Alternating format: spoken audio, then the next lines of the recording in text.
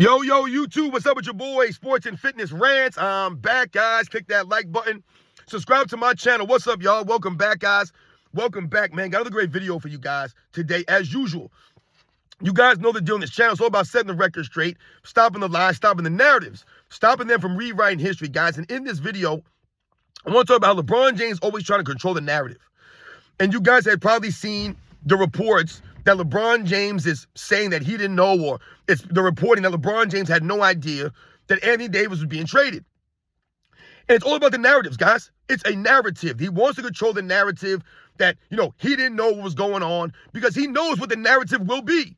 That LeBron James got Anthony Davis traded. Those are the facts, man. LeBron James owns, he's in charge of his own free agent, or his own agency, right? The clutch agency or whatever it's called. So I love when people act as if LeBron James didn't know and he's supposed to, oh my God, he was shocked and he's upset, he's frustrated that the Lakers got rid of Anthony Davis. It doesn't make any sense. It's more of a narrative because we know that LeBron James is always in control of these kinds of things. And we're going to talk about in this video because more the same. It's more narratives. It's all about narratives for these guys. And I want to thank you guys, everyone across the world. Everyone across the states has been supporting my channel. Thank you very much, guys. Like I said, it's truly humbling. Shout out to everyone who came through the live streams. Like I said, continue to support the lives. And like I said, donate to our lives. And it means a lot. Like I said, you guys commenting all the time. And you send me messages and emails. Thank you, guys, everyone out there, the true basketball fans. And you guys know what to do.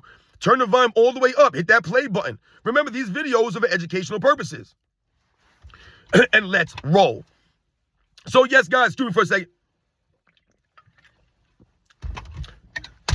Yes, guys, like I was saying, man, I want to talk about LeBron James and the narratives that LeBron James is always trying to control. Because when I started to see people put out, and you heard ESPN talking about LeBron James, not being aware of this. LeBron James didn't know. He was blindsided by this. Oh, LeBron James is frustrated. LeBron James didn't even know what was going on. He had no idea. Now, when we try to create this or say this, that LeBron James didn't know, like, to me, it sounds insane. Are we really to believe that the best or the leader of the team, right, the face of the franchise? Now, I've told you guys, to me, Anthony Davis was clearly the best player on the team, but now you're trading Anthony Davis away. But I've also told you guys that LeBron James is the leader of the team. He's supposed to be the leader. He's the face of the franchise. He's the face of the league still. So you're telling me that the face of the franchise, the face of the league, the guy who owns the actual free agent, or the agency that Anthony Davis is signed by, right? Isn't Rich Paul his agent?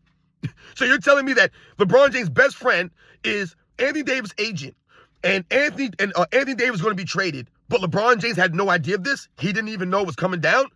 Doesn't even sound right. Doesn't even make any sense, does it? To me, if that was the case, and Anthony Davis was being traded, LeBron James definitely knew.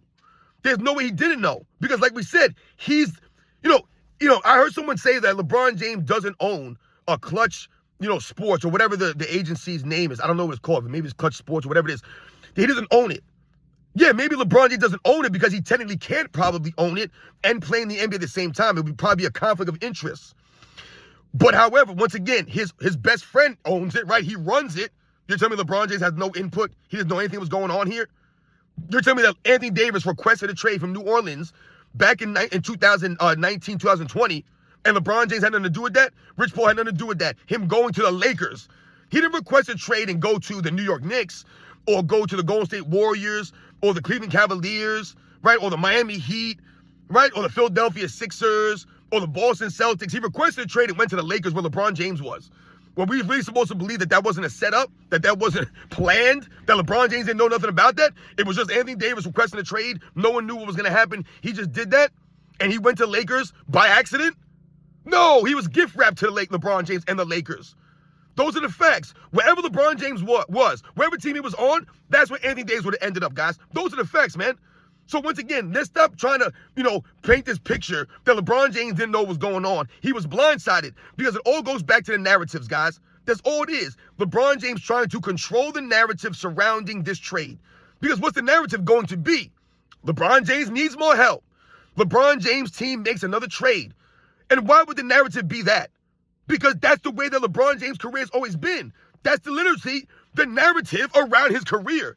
is that this man always needs trades. He always needs help.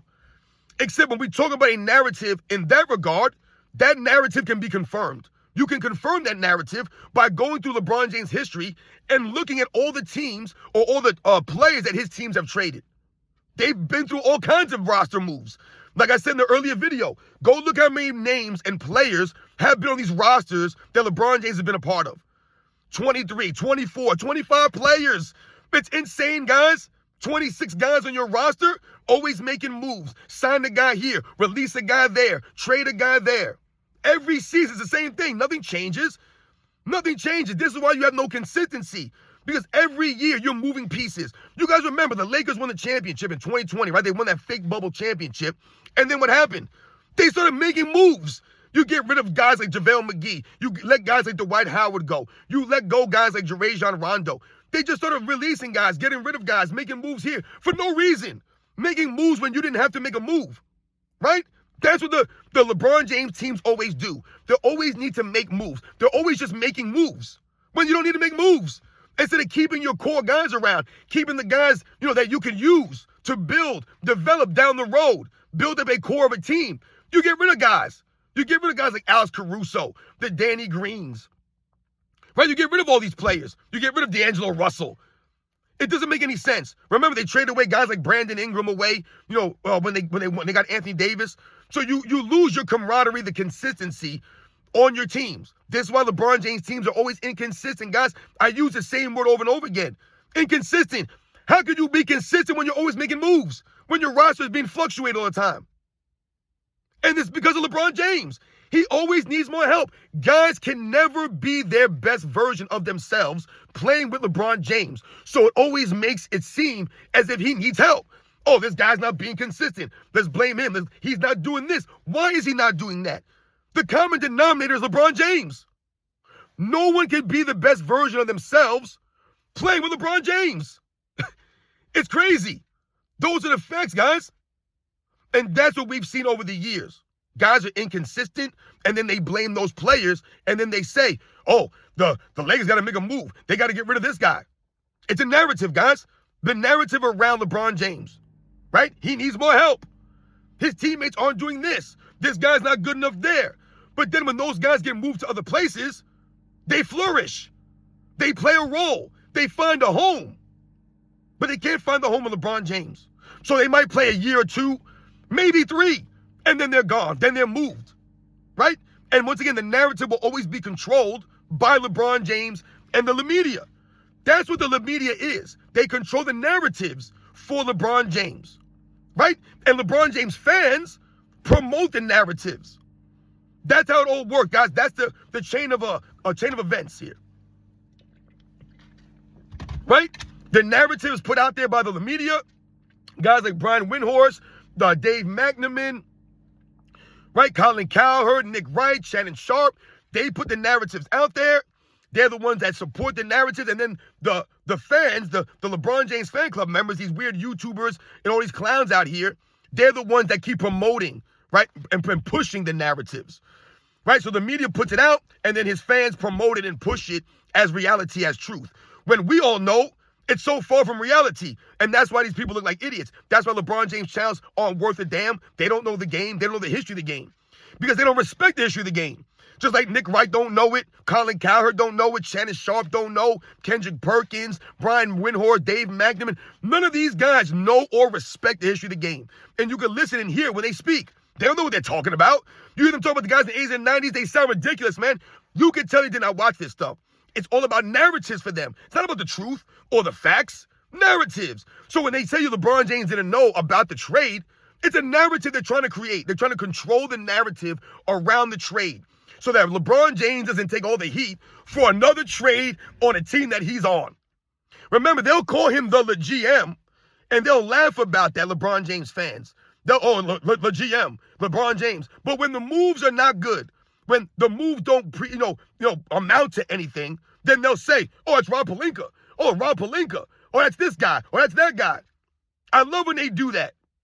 It makes no sense. We're to believe that the Lakers, Rob Pelinka, they drafted LeBron James Jr. because they wanted to draft LeBron James Jr.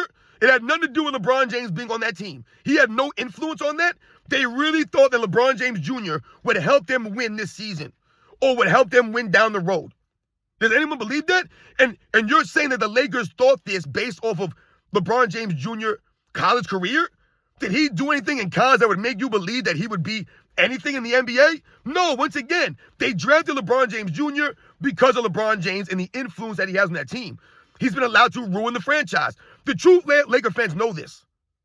So they're trying to create a narrative now that LeBron James didn't know anything. He had no idea. They did this behind his back. I really find that hard to believe. Once again, maybe the Lakers didn't tell him that they were making a move or they were thinking about making a move, but are we ready to believe that Anthony Davis didn't know he was being traded? His agent didn't know. And once again, in turn, his agent is LeBron James' best friend. So no one knew anything? All this stuff was done in secrecy. I don't believe it, man. Once again, it's more of a narrative. That's all LeBron James has is narratives. That's all he has is to control these things. And that's why we're here, to set the record straight and stop the lies and the narratives. I tell you guys the same thing in my intro, every video. The lies and the narratives. And that's what LeBron James' entire career has been based off of, lies and narratives. And this is just another narrative that they're trying to develop for LeBron James, guys. He didn't know what was going on. He's upset, blah, blah, blah. But I could have sworn that I remember last season, I think it was last season, that they were talking, or there were rumors that LeBron James was getting frustrated with Anthony Davis. Right? He was growing frustrated with Anthony Davis. Once again, the key word here, inconsistent play. Why has Anthony Davis been inconsistent from time to time playing with LeBron James? Well, number one, his health was inconsistent up until the last couple seasons. But once again, you're playing with LeBron James. So the burden is on you to play with LeBron James. The burden always falls on his teammates.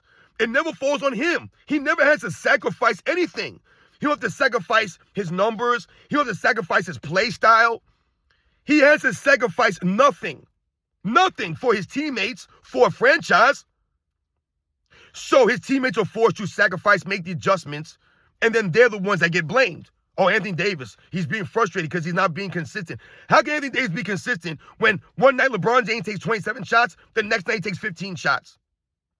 Right? One night LeBron James got everyone standing around the corner. LeBron James, one night he load manages. Right? You never know with LeBron James what he's going to do out there. One night he chucks up 10 threes. One night he takes 4. You don't know what he's doing. Right? But he's always going to go out there and have 4 or 5 turnovers every single night. Right? Goof the game up. And once again, force his teammates to wait around and see what he's going to do. But his teammates are the ones being blamed for being inconsistent. Once again, the key denominator here is LeBron James. He's the one forcing everyone else to not be the best version of themselves. I don't understand what people don't get about this. I mean, it's right there in black and white.